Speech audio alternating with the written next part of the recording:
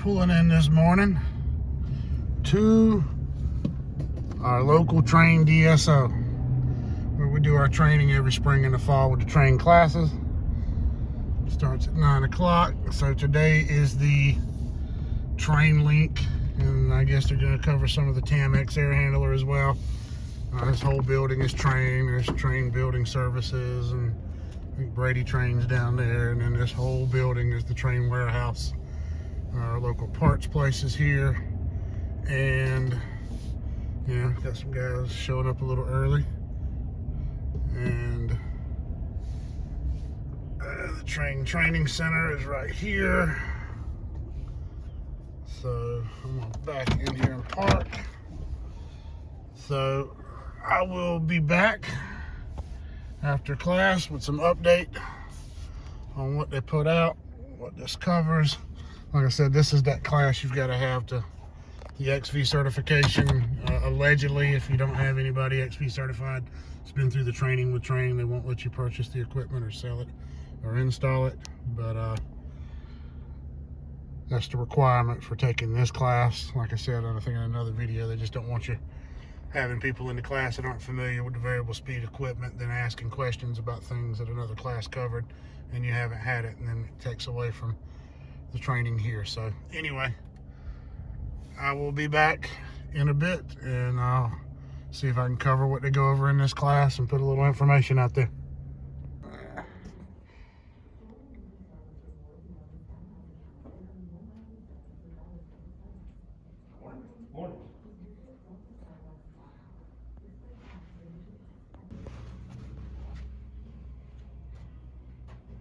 The perfect setup can never be accomplished in someone's house.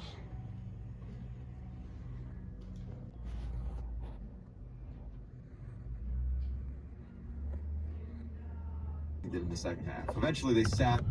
All right, guys, I'm out of class, so I figured I'd follow up real quick. A few things. Can't go over everything, obviously. It's a 6-hour class, goes pretty quick.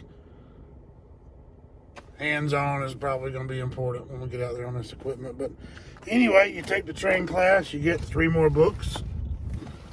One, which is an overview, covers the slideshow.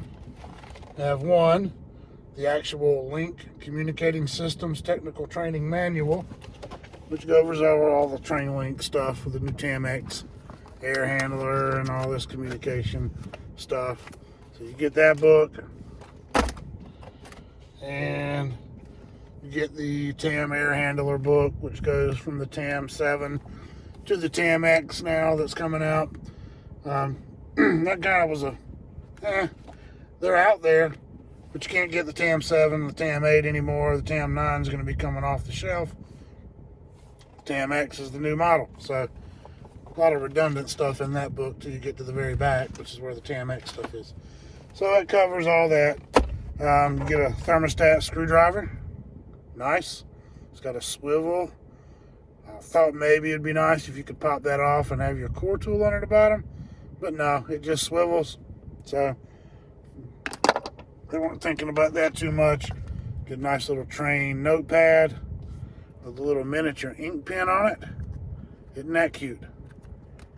You get that, and a Trane Mitsubishi ink pen. So anyway, just to go over a little bit about the variable speed communicating system that Trane has, the changes that are being made, the way it operates, the way it communicates. So the outdoor unit is still able to be used. I mean, while there's TAM 9s out there, you can still do the 3-wire connection. Still has your brown data wire. Once the TAM 9 is gone, it's going to be the TAMX. It goes to a 4-wire connection. It now has a suction or a discharge line transducer, and actually tells you superheat and subcooling and low and high pressures down. So you don't have to set gauges on this thing anymore. You can go into it. We'll get into how you connect all that in a minute. You can see it through the CDA, the TAM 9 air handler, or the TAMX air handler. I got it used to saying TAMX TAM 10 maybe, I don't know. But TAMX, it does not have a CDA on the front door anymore. So you're used to going in there and setting that thing up. You don't do that anymore. It's all done through the thermostat, the new UX360, which is the new thermostat. It's only compatible with the Train Link. Can't use it on other communicating equipment because it's a 4-wire. The old 850 and 1050 are 3 wires. You can set it up there if you need to. The issues, I guess, I don't know. Limited, if you're not a dealer, you don't have access, or you don't have a comfort site account, which you can't have that if you're not a dealer. You also can't download and sign into the app for this equipment. So that's going to be the thing. You got to have a Train account, dealer account, and access to comfort site so you can download the app, because you have to use your comfort site ID to get into the app. And if you've got the app, this thing's Bluetooth, indoor, outdoor thermostat hub.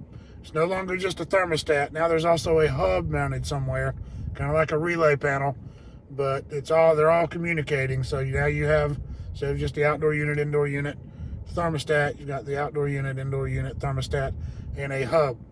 The hub can be mounted anywhere, close to the air handler, under the house, in the attic, however you want to do it.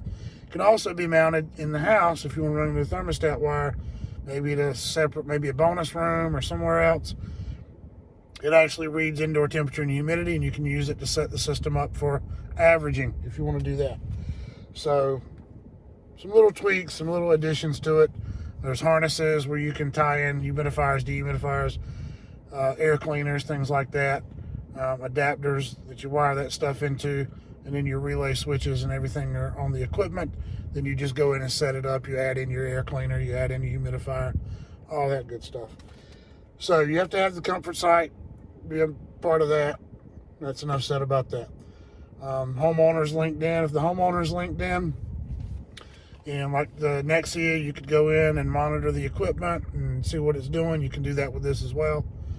The Bluetooth about it is pretty good range. So if you've got the app, you get to the house, you link to the equipment through your Bluetooth in the app, you can actually run the system sitting in the front seat of your truck. As long as you're fairly close. You can't be down the street. But you can monitor everything: pressure, superheat, subcooling, temperature split, if you got your sensors tied in, humidity, airflow, static, CFMs. You can sit there and run the system on a 95-degree day from the front seat of your truck running the air conditioner, or if it's raining, and watch it and see what it's doing. So it's kind of like having job link connection, kinda. You can monitor the system, but it's part of the Train equipment. But yeah, you've got a hub now and the thermostat, and they all communicate together. And so it's just one more device now that has to be installed with it that we didn't need. The 1050 and 850 thermostats do not work with this system. The only furnace available right now is the S8 V2C.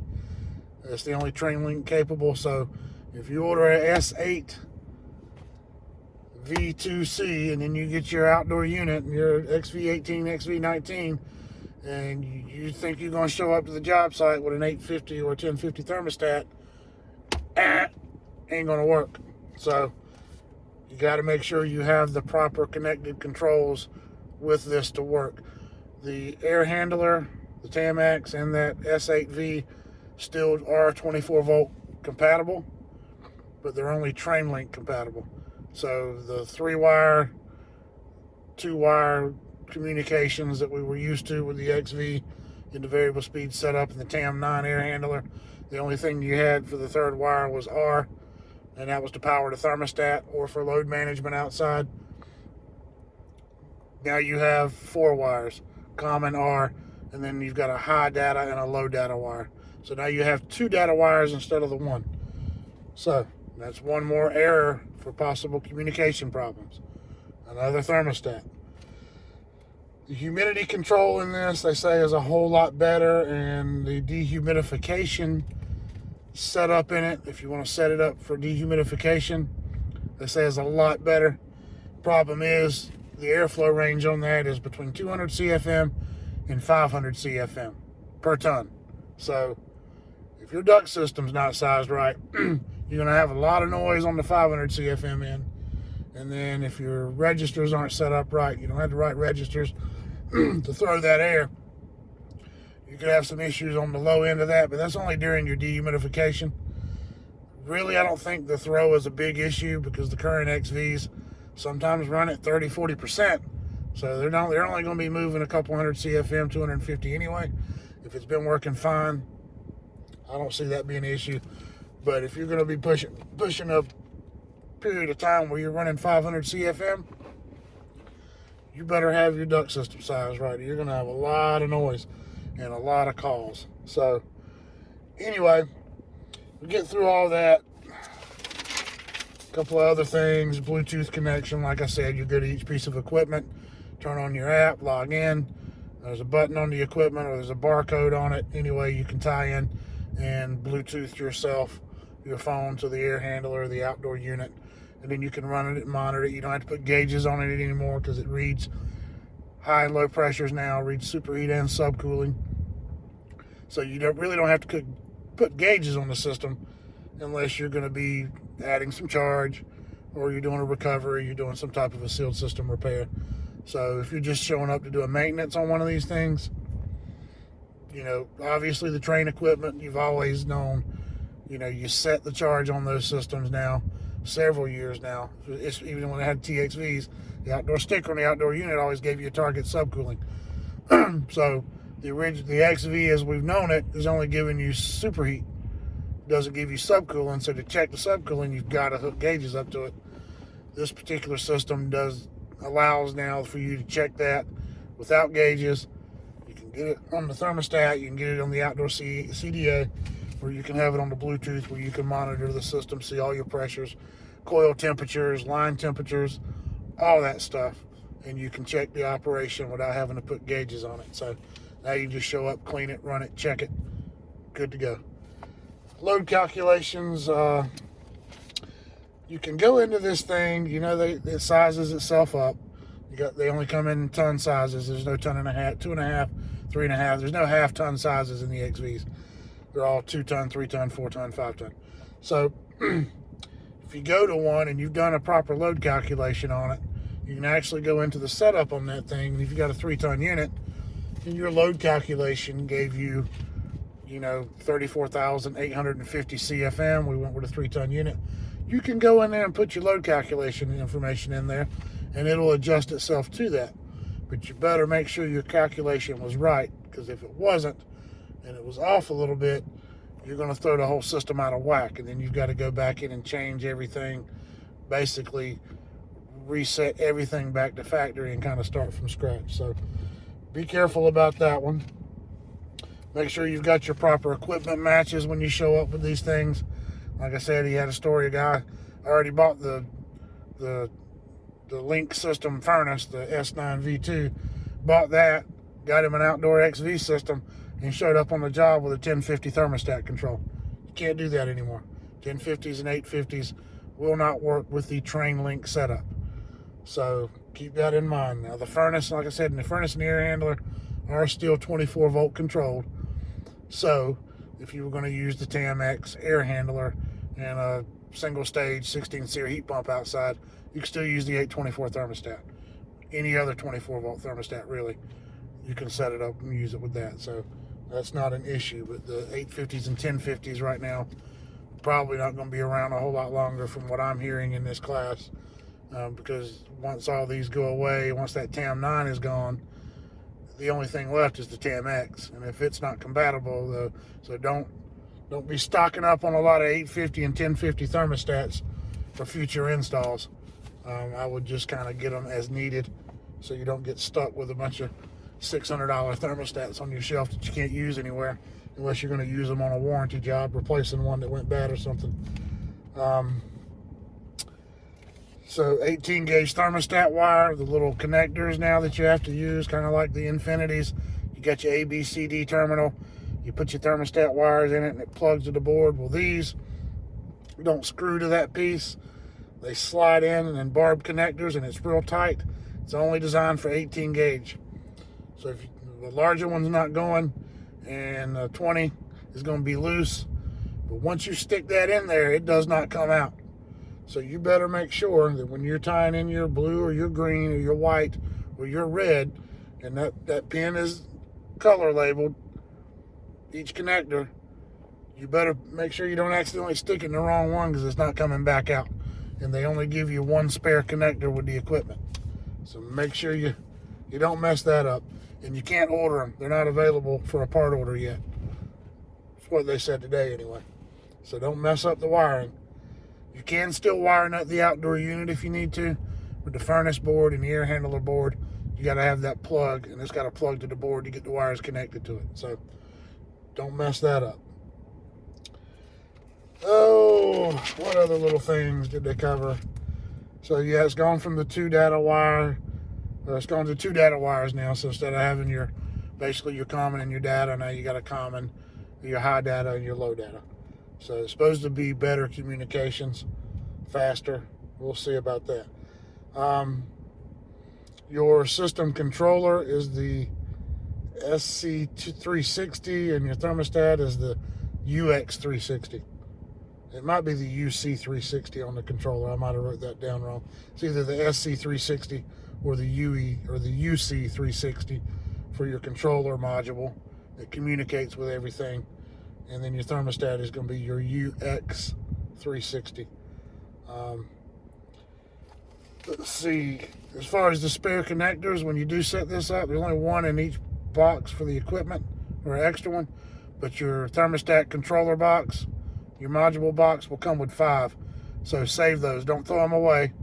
Put them on the job site. Leave them on the air handler or the furnace, in your information bag, packet, whatever you need to do. So you do have some for future use. Take them with you, put them in your toolbox, or store them in your parts tray or whatever you keep them in, so you have some. The hub that really ties all this in together and controls everything, you can mount it in the house, you can mount it in the crawl space, the attic, and like I said, it can be installed somewhere in the house. Run a new thermostat wire, put it in the bonus room, turn on the averaging in your thermostat, and you can use it as a room temperature sensor as well as the brains of the system. So keep that in mind. That's an option.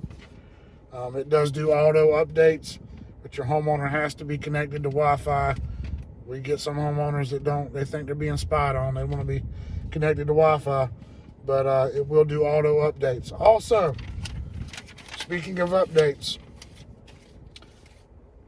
I will recommend, if you're going to put one of these systems in the day before install, if you've got something set up in your shop where you can have a transformer set up, go ahead and hook up 24 volts to your thermostat, connect it to your Wi-Fi at your office, and go ahead and update the thermostat.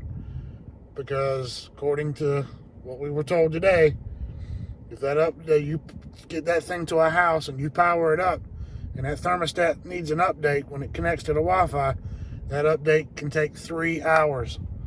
And you're sitting there for 3 hours waiting for that thermostat to update, and you're ready to get the hell out of there. The job's done. You're ready to start this system, set the charge on it, check your static, confirm your airflow, make sure everything's working properly, and now you're waiting 3 hours for an update. So I highly recommend the day before your install, take that thermostat into the office, have a place set up. Go ahead and have one. If you're a Trane dealer and you're going to be putting these systems in, go ahead and set you up a place where you've got a transformer, a switch to power it, where you can go ahead and always take a thermostat in there, hook it up to common 24, power up that thermostat, connect it to the Wi-Fi. Doesn't have to be communicating with the unit to do this. Just have 24 volts to power it, go into the updates, let it go ahead and search for updates, and let it update the day before or overnight or whatever you want to do. But if you wait till you get to the job site, that thermostat ain't doing jack shit until it's been updated. So make sure you remember that. Update your thermostats the day before install. or you're going to have one hell of a pissed off startup tech or install crew. Heat strips are still 24 volt heat strips. They haven't gone back to the communicating heat strips, but what they've done, if you're familiar with that universal X13 motor that you can get, it comes out of the box 230 volt, but it has a 115 volt plug adapter to switch it for a furnace. The heat strips have something similar to that.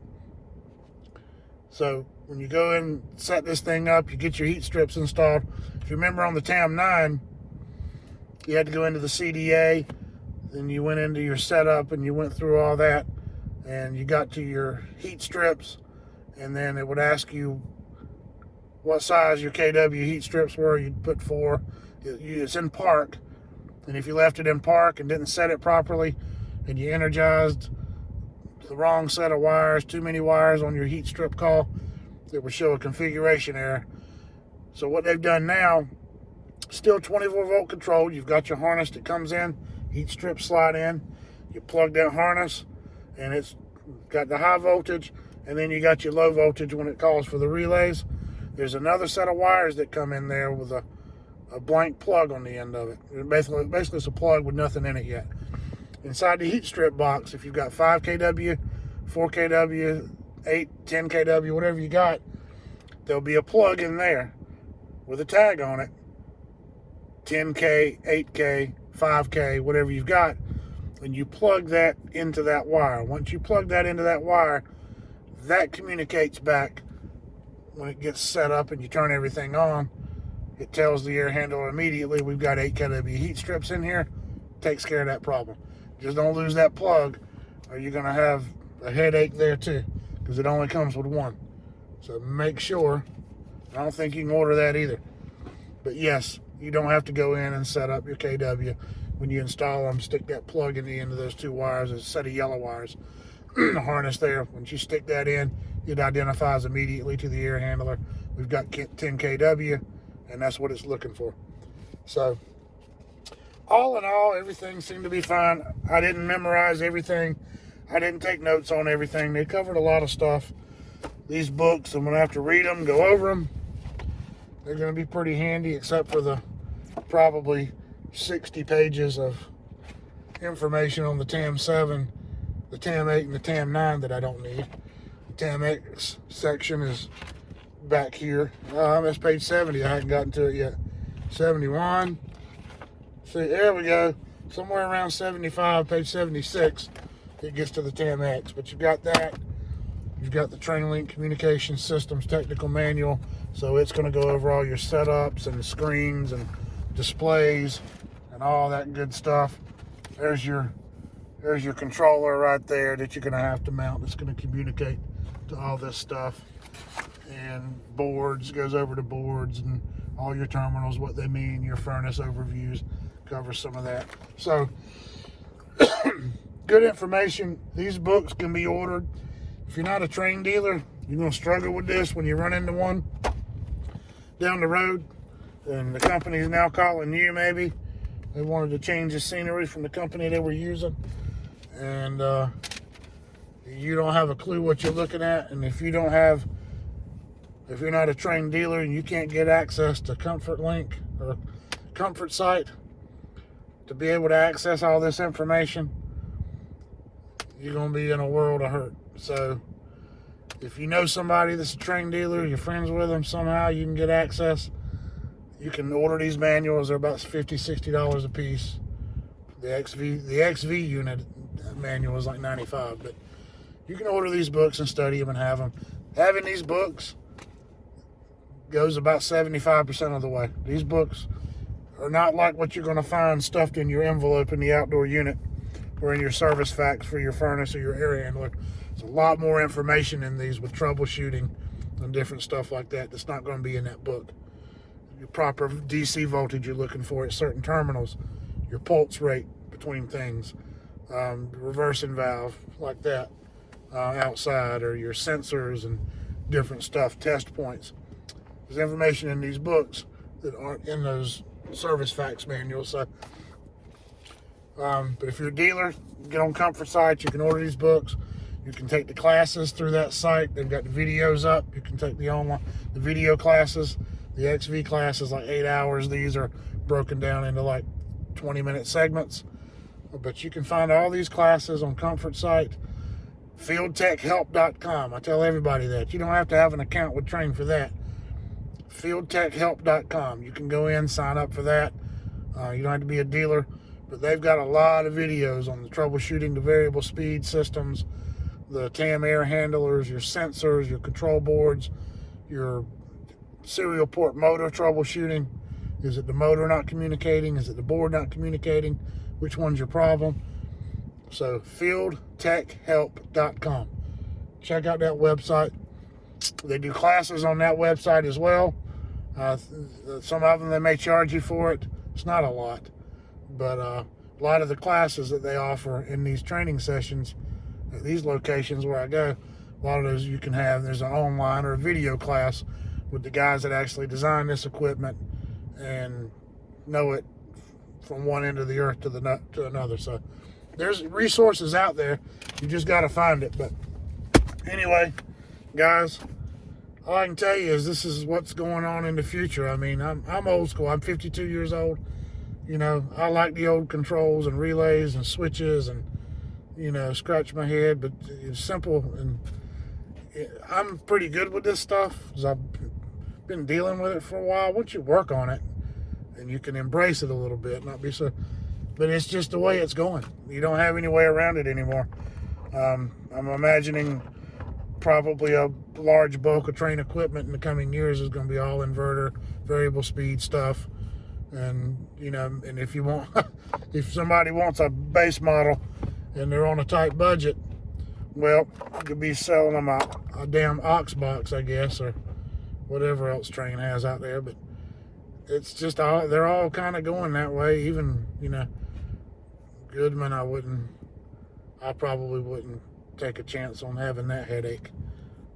Homeowner calling me with their stuff they're trying to do. But I wouldn't want to be 22 years old just getting started now in heating and air, because the technical aspect of this, with this technology and things they're doing, is just getting started.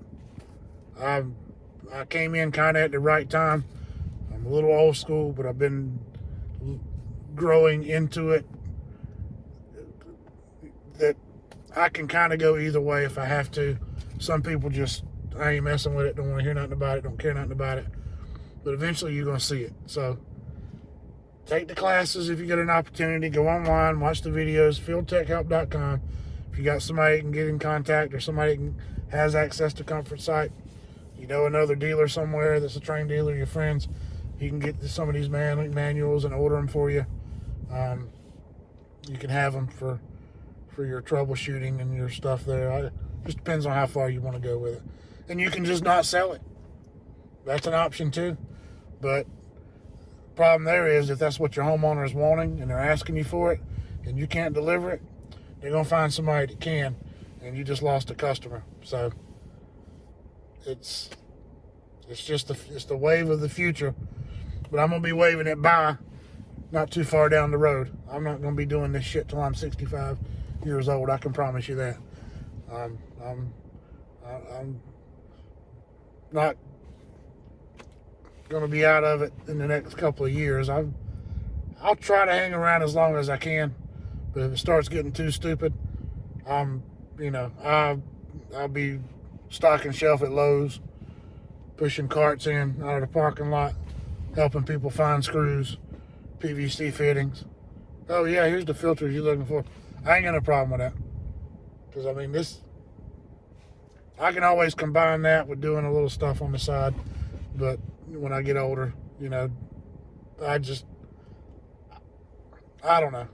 I probably got about 5-6 more years of this in me, and this is probably going to be where I make my exit plan. If it gets really, really silly and it ends up being everything that you have to do has got to be something like this, I'll probably get away from it. So anyway, right now I still enjoy it. I have fun with it. Can't think of anything I'd rather be doing, but I can think of the headache that is coming down the road in the next 5 to 10 years. And my plan is to not be around for that headache. So anyway, you guys have fun. Like, subscribe. Appreciate you watching, and you gotta love it.